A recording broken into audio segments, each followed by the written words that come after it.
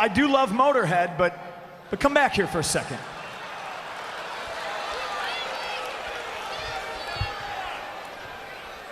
This pipe bomb is about to go off in the forest. I want you around so you can hear it, okay? I'm just getting warmed up. 47 a.m. Hi, baby. Baby, you have to listen to me carefully. I'm on a plane that's been hijacked. I'm on the plane. I'm calling from the plane. I want to tell you I love you. Please tell my children that I love them very much. And I'm so sorry, babe. I hope to be able to see your face again, baby. I love you. Bye. Jules, this is Ryan. Listen, on an airplane that's been hijacked, and things will go well, and it's not looking good. I just want you to know I absolutely love you. I want you to do good. So have a good time. Same to my parents and everybody. And I just totally love you, and I'll see you later. Bye, babe.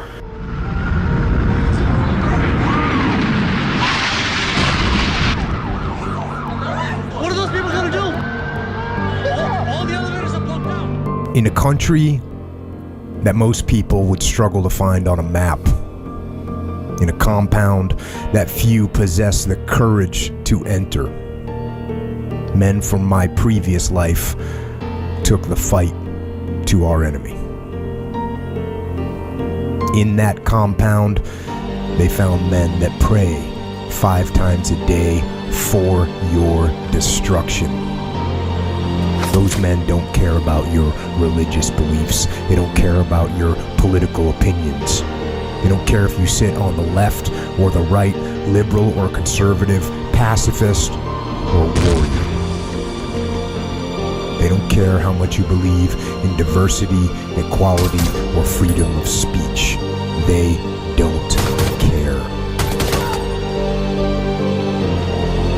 I'm sorry you've never smelled the breath of a man who wants to kill you.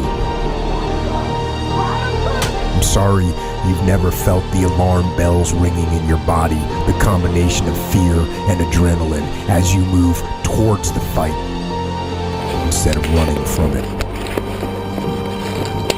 I'm sorry you've never heard someone cry out for help or cried out for help yourself, relying on the courage of others to bring you home. I'm sorry you've never tasted the salt from your own tears as you stand at flag-draped coffins burying men you were humbled to call your friends. I don't wish those experiences on you,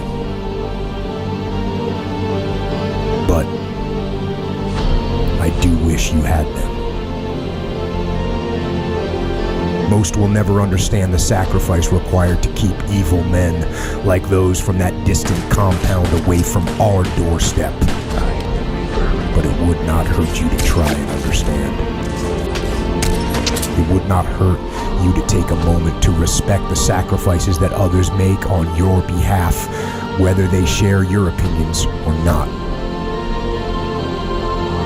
It would not hurt you to take a moment to think of the relentless drain on family, friends, and loved ones that are left behind, sometimes for weeks, sometimes for months, sometimes for years, sometimes forever.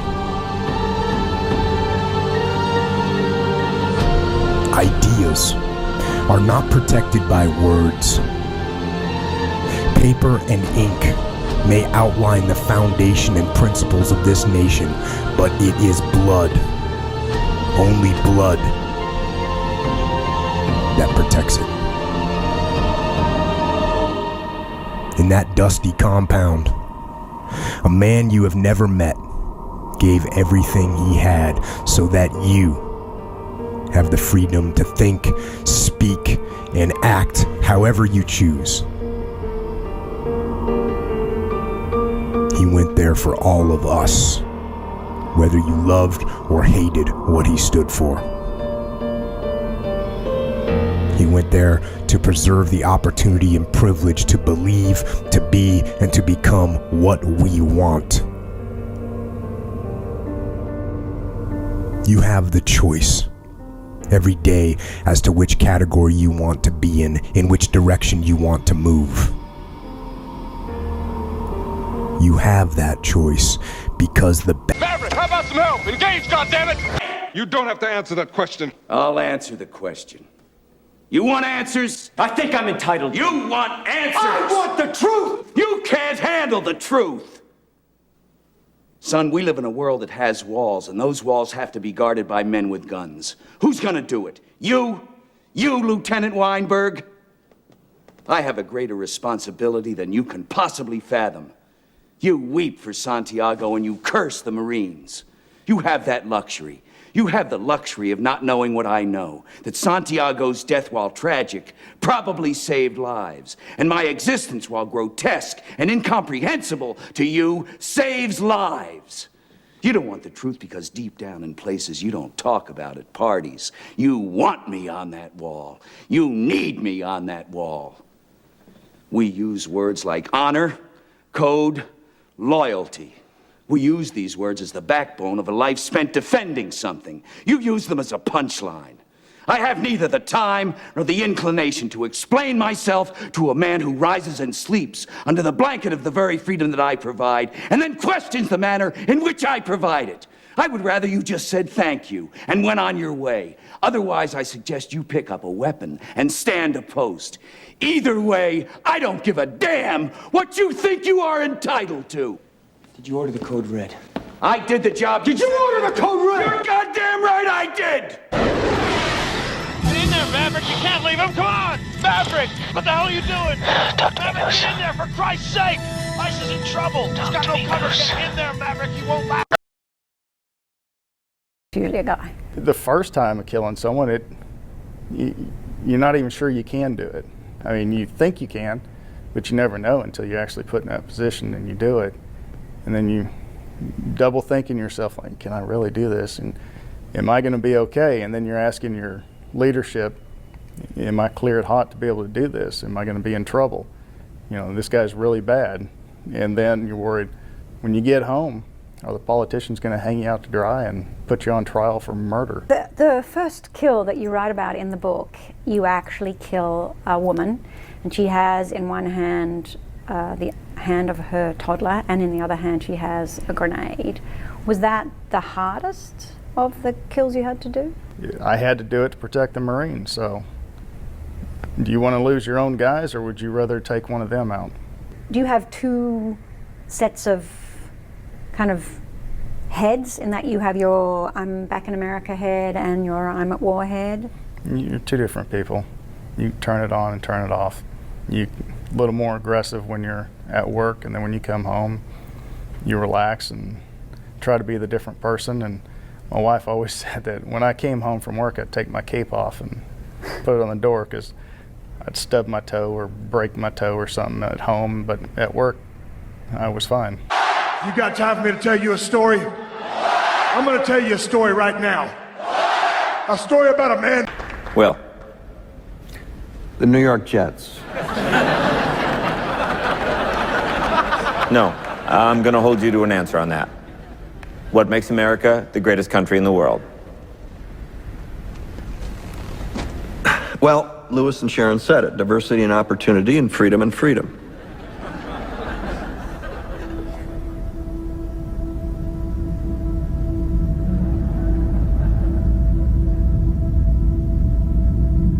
I'm not letting you go back to the airport without answering the question.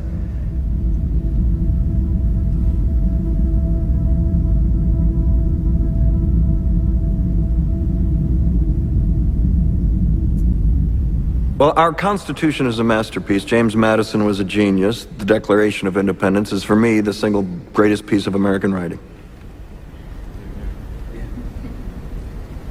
You don't look satisfied. One's a set of laws and the other's a declaration of war. I want a human moment from you. What about the people? Why is America not the greatest country in the world, Professor. That's my answer. You're saying... Yes. Let's talk about... Fine. Sharon, the NEA is a loser. Yeah, it accounts for a penny out of our paycheck, but he gets to hit you with it anytime he wants. It doesn't cost money. It costs votes. It costs airtime and column inches. You know why people don't like liberals? Because they lose. If liberals are so fucking smart, how come they lose so goddamn always? Hey. And with a straight face, You're going to tell students that America is so star-spangled awesome that we're the only ones in the world who have freedom? Canada has freedom. Japan has freedom.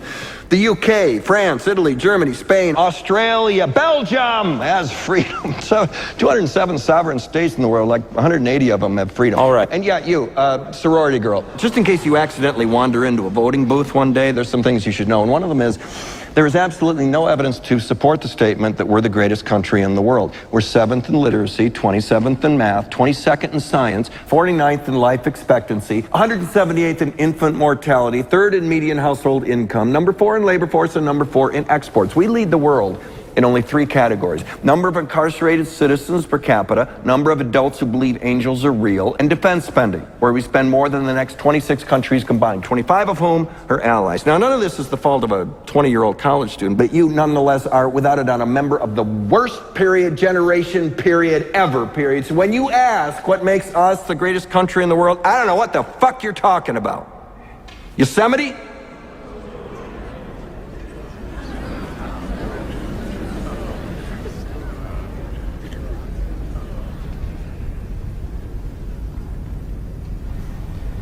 Sure used to be. We stood up for what was right. We fought for moral reasons. We passed laws, struck down laws for moral reasons. We waged wars on poverty, not poor people. We sacrificed. We cared about our neighbors. We put our money where our mouths were, and we never beat our chest. We built great big things, made ungodly technological advances, explored the universe, cured diseases, and we cultivated the world's greatest artists and the world's greatest economy. We reached for the stars, acted like men. We aspired to intelligence. We didn't belittle it. It didn't make us feel inferior. We didn't identify ourselves by who we voted for in the last election, and we didn't scare so easy.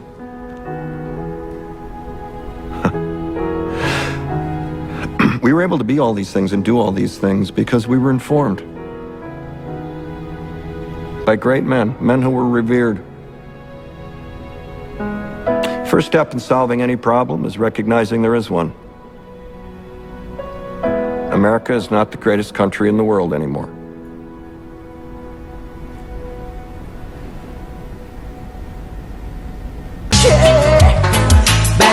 Bad boys, what you gonna do? What you gonna do when they come for you? Bad boys, what you gonna do? And you know, we have to stay woke.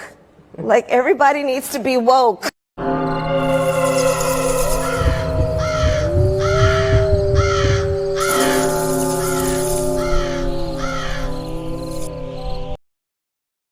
Here to tell Sergeant Lambert's story is this year's Academy Award nominated actor, Sam Elliott.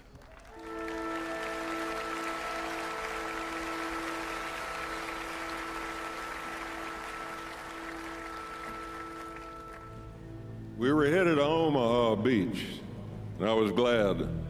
After all the fighting in Africa and Sicily, I just wanted to get this war over with.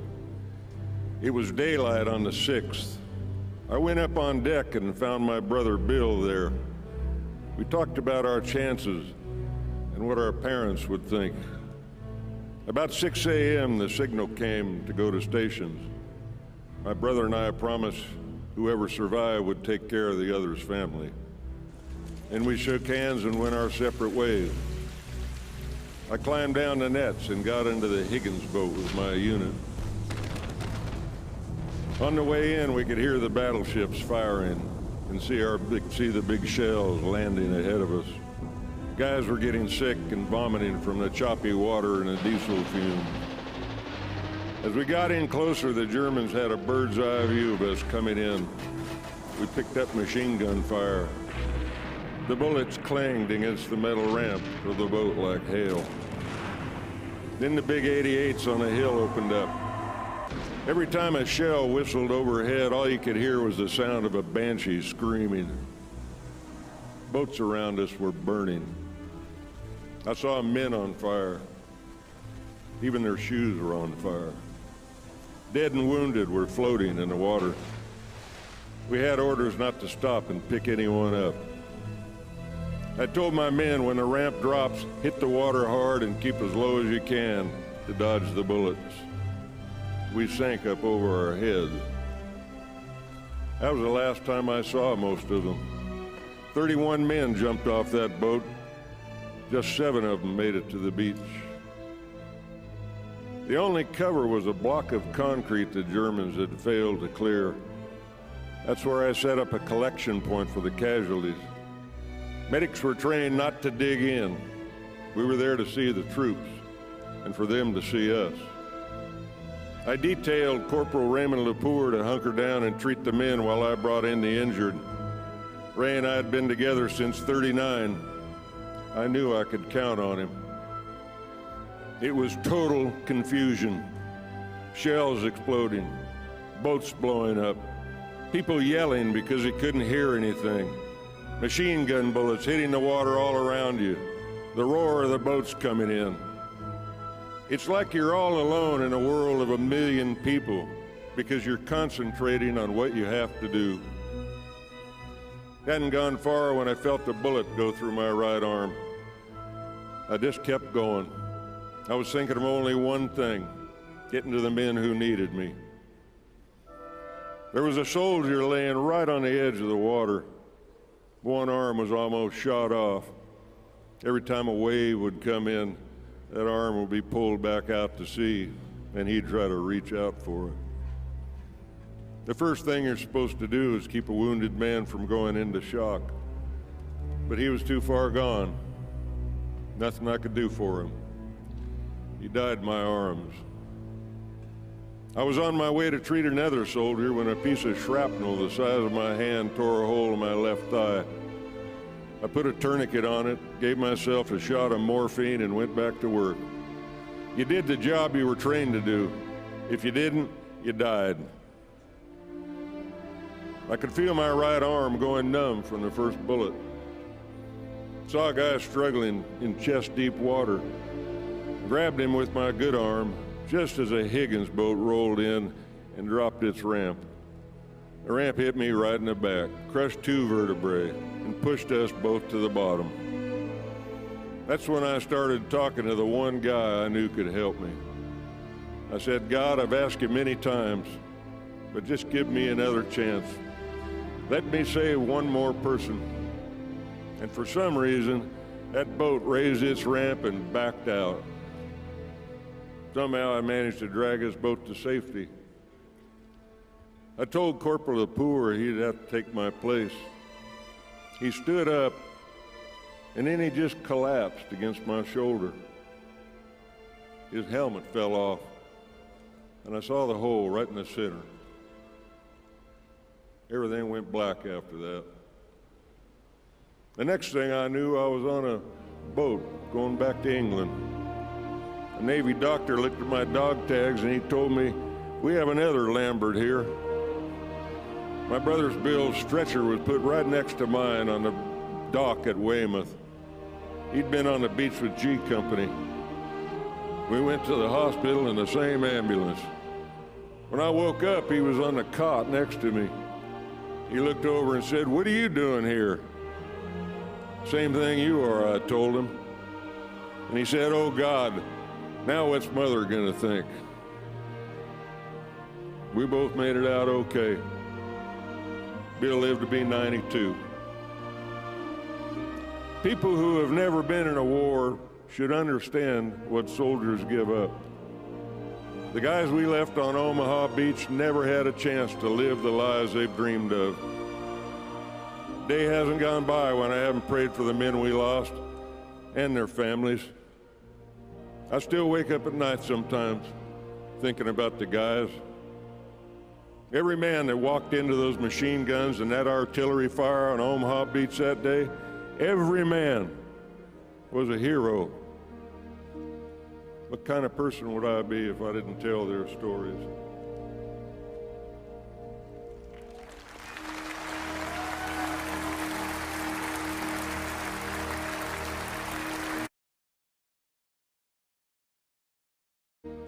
What kind of person would I be if I didn't tell their stories?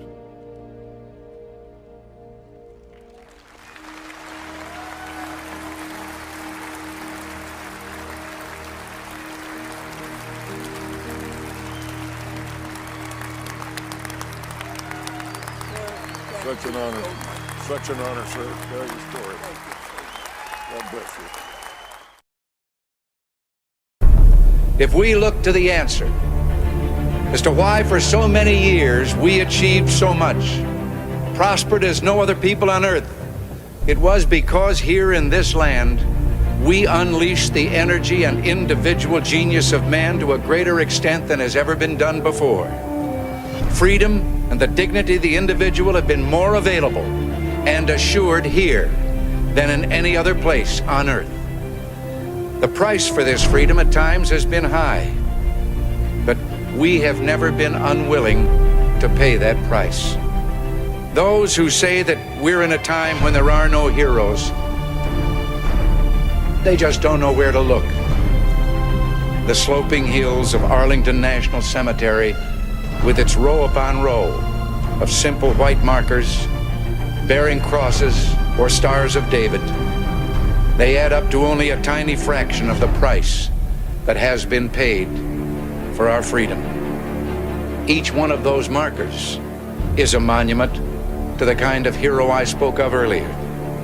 Their lives ended in places called Belleau Wood, the Argonne, Omaha Beach, Salerno, and halfway around the world on Guadalcanal, Tarawa, Pork Chop Hill, the Chosin Reservoir, and in 100 rice paddies and jungles of a place called Vietnam.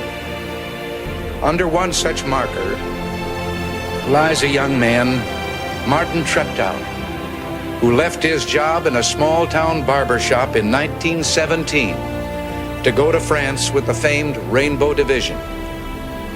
There on the Western Front, he was killed trying to carry a message between battalions under heavy artillery fire. We're told that on his body was found a diary. On the flyleaf, under the heading, My Pledge, he had written these words: America must win this war. Therefore I will work, I will save, I will sacrifice, I will endure. I will fight cheerfully and do my utmost as if the issue of the whole struggle depended on me alone. We must realize that no arsenal or no weapon in the arsenals of the world is so formidable as the will and moral courage of free men and women. It is a weapon our adversaries in today's world do not have. It is a weapon that we as Americans do have. Let that be understood by those who practice terrorism and prey upon their neighbors. As for the enemies of freedom, those who are potential adversaries, they will be reminded that peace is the highest aspiration of the American people. We will negotiate for it, sacrifice for it. We will not surrender for it now or ever. We are Americans.